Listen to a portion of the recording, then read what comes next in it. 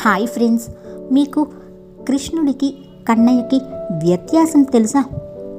మహాభారతంలో శ్రీకృష్ణుడు చిన్నపిల్లవాడిగా ఉన్నప్పుడు గోపికల చీరలు దాచిపెట్టి ఆనందపడ్డాడు. అదే కన్నయ్య పెద్దవాడయ్యాక ద్రౌపదికి చీరలు ఇచ్చి కాపాడాడు. రెండింటికి వ్యత్యాసం వయసు మాత్రమే.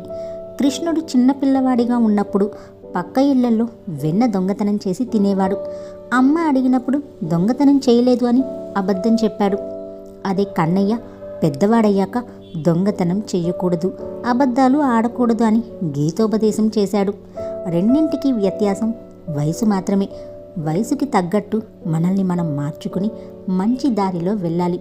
అదే వయసుకు తగ్గట్టు వ్యవహరించడం.